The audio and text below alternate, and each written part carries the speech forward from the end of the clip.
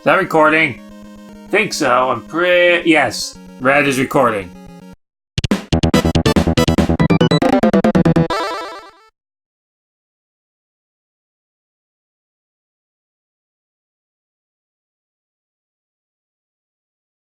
Ladies and gentlemen, welcome back to PlayView. The name's gurvmlk and I'll be your host as we dive into the world of Mega Man for the NES. Press start, let's go right in. Takes us straight to the title or the character select screen. A very familiar screen for the series, but basically for those of you who are unfamiliar with Mega Man, the game starts off with us having to select which order we want to tackle the stages. As a child, I used to always start with Cut Man. That's the stage Nintendo Power recommended, and he's an easy boss, plus has an easy stage. But for the sake of overall convenience, as I got older, I started preferring starting with Guts Man. So we'll be diving into his stage instead to kick things off. Guts Man, clear points. 80,000. Interestingly, this is the only Mega Man game to have points. I guess it came out early enough in the NES's life cycle that people still cared about points, but by the time the other games came out, points were becoming more obsolete, I suppose, so... I mean, games still continued using points, but unless they gave you extra lives, which this game doesn't, they were kind of obsolete. Nobody really cared about points on the NES. They cared about beating the games, so points were removed in later titles. So for those of you who are unfamiliar with the story of Mega Man, just gonna give a quick summary of what's going on so people can follow the plot for what it is. Not that people play NES games for the plot anyway, unless it's like an RPG, but I digress. So the game takes place in what was once the future year of 200X AD, which I believe I read online once several years ago that according to Capcom, 200X is supposed to be 2005 or 2006 or something like that. So, it's about that time, and it's a time period, as you can see, where there are robots. Humanity's become quite dependent on machines for various activities, including pretty much whatever. We're already near the boss. The stages in this game aren't particularly long, but they can be extremely difficult. This game is known for its difficulty, but I have a lot of experience with it, so aside from a few hiccups here and there, it shouldn't be too much of a problem. We're already at the boss. He'll jump around and throw rocks, and as you saw, you fall on your ass when he jumps, so this isn't a good situation to be in. The timing for avoiding that shake is really tight. But fortunately, it doesn't do any damage. You just gotta not be stunned so you can dodge the rocks. I might win this.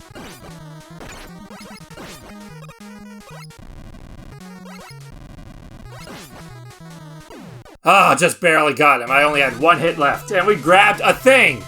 I don't know what that thing is, but we get it after every boss. Now we get points, and we also acquire Gutsman's weapon, and that's part of the fun and strategy of these games is by selecting the order you fight the bosses, you can select the order you get various power-ups to help you in the later stages. Now we will be moving on to Cutman. Where was I with the story? Alright, I was just explaining. Well, first, let's take a look at this new weapon we got. If we open up the menu, it'll show our lives. If we select P, which I always assumed was for plasma because in the cartoon, Mega Man was referred to as using plasma energy for his gun. If we select G, though, we'll get Gutsman's weapon, which I believe is called the Power Arm. And if we send... It won't do anything on its own, but we can stand next to these blocks and press the fire button to pick them up, and then throw them. It will drain weapon energy, though, which we have a limited amount of, but with this particular weapon, it's usually not too much of a problem to maintain that because the ability to use the weapon is rather limited, and it's not even very good. I'm just trying to show it off in a situation where I shouldn't. The problem with Gutsman's weapon is it's useless unless there are blocks around to throw, so it's not particularly interesting. Anyway, back to the plot of the game. So, the game takes place in the future where there are countless robotics helping people in their everyday lives. And at the head, or the forefront of robotic technology is an inventor named Dr. Thomas Light, who has created countless machines to help people and better their lives. However, among Dr. Light's inventions are Mega Man, the hero of the game, and all the enemies we're currently battling against. Because a former colleague of Dr. Light's turned mad scientist named Dr. Albert Wily, basically he is trying to take over the world because world domination was a hot theme back in the day. World domination? Aren't we making big claims? Why is it every little man with a bad haircut wants to rule the world? And he's trying to do that by capturing and reprogramming several of Dr. Light's robots and reprogramming them for evil. Now, I don't know if any of these random enemies we're fighting have anything to do with that, or if they were of Dr. Wily's own creation. But the 6 bosses, known as Robot Masters, such as Cutman and Gutsman, that we're going up against, were inventions of Dr. Light created for the betterment of mankind, but Dr. Wily reprogrammed them for his own evil purposes. So now, we are Mega Man, who was formerly known as Rock, an assistant robot built to just help with random activities and chores around Dr. Light's lab. He wasn't originally built for combat, he just volunteered for it. Basically, because of all the stuff Dr. Wily was doing, Rock stepped forward and was like, I want to help. Allow me to assist with this problem, so Dr. Light upgraded Mega Man with weapons and rebuilt him into the fighting robot known as Mega Man so that he could step up and put an end to Dr. Wily's evil deeds. So that's what we're doing. We're trying to make our way to Dr. Wily's fortress while also dealing with the creations of Dr. Light that have been turned to the side of evil so they can no longer be used for Dr. Wily's plots.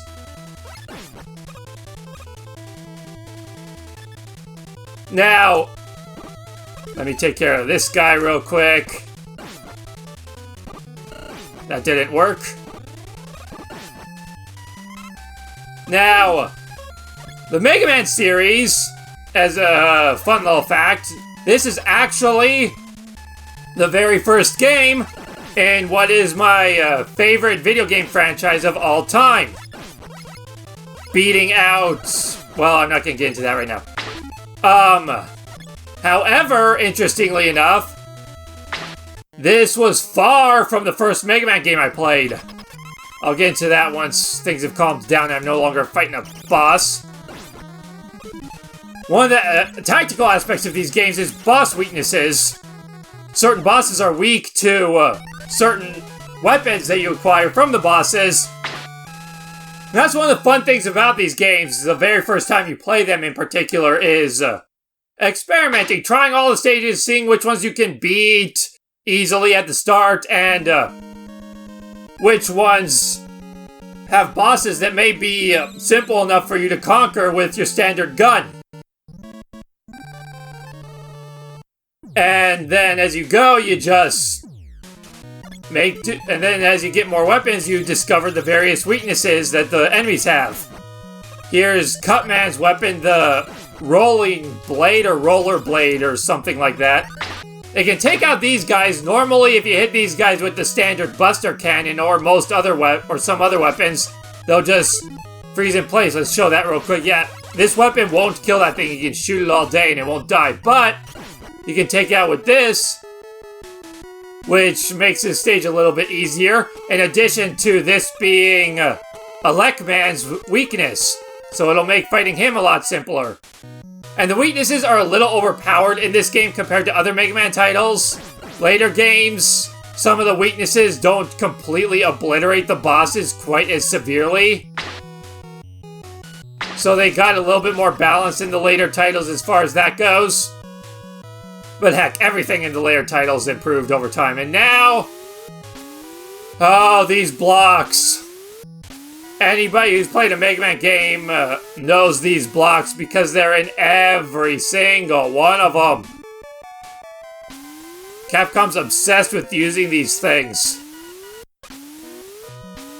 Anyway, I was talking about how this is my favorite video game franchise, but the first game is far from the first I played. The only one I really owned as a kid was Mega Man 4. Also for the NES. The NES titles went up through the 6th game in the series.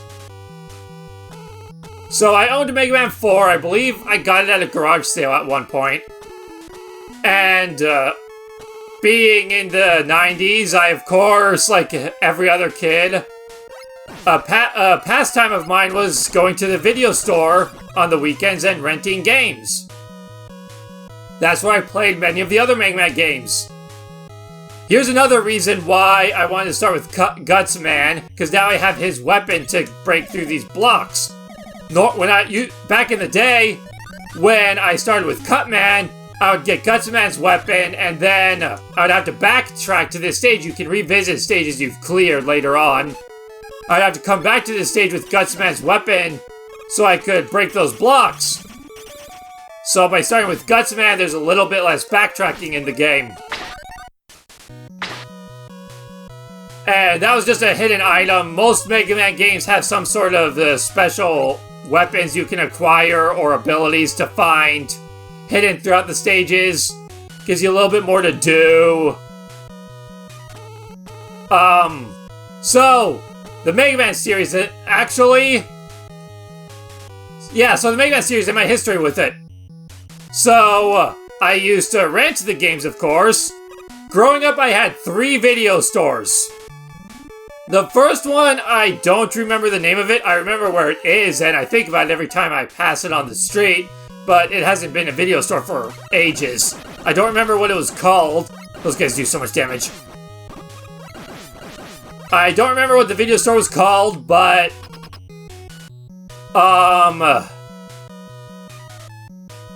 yeah, so that store eventually closed, and then we moved on to going to Hollywood Video, and that's where I have most memories of renting Mega Man games. I'm sure I rented them at the other video store as well. But I more distinctly recall Hollywood Video. But they didn't have the first Mega Man game. They only ever had in stock Mega Man's 2 through 5. So I played those quite a bit. Naturally, being the one I owned, the one I have the most history with is the fourth one. I'm actually going to try fighting this guy without the weakness, just to show him off a bit more. I didn't really get to show off Cutman very much. I'm probably not going to win because I'm not used to fighting him like this. And he is one of the... yeah, that's basically what he does. He jumps around shooting those, doing lots of damage. I'm not going to do that again. I just wanted to fight him without the weakness real quick so the fight wouldn't end too quickly. And you'd get to see more of what he does. Which is something I actually wanted to do from the start, but I forgot when I got to Cutman.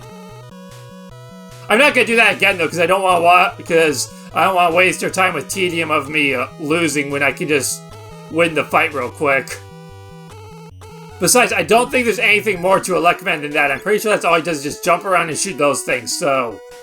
aside from the fight going quicker and easier by using this, you're not really missing out on much by me using this weapon.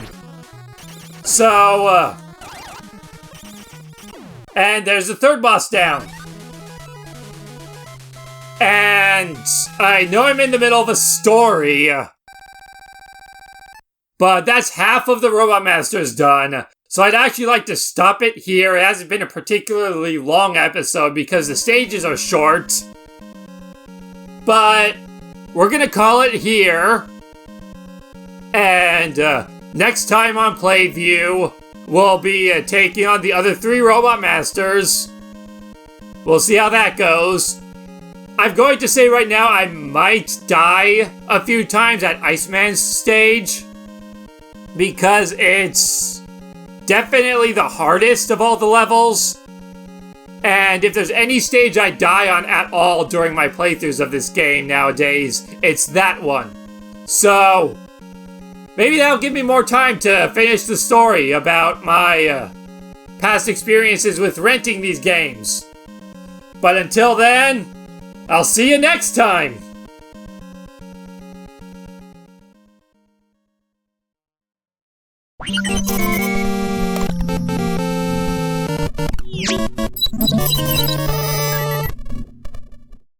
Iceman! The Eskimo guy, or whatever. I feel like there's always that one that's just indisputably better than the rest. After so many years of loving and smushed, I don't want them exploding in my face. I've been trying to frequently tell. Everything's going good.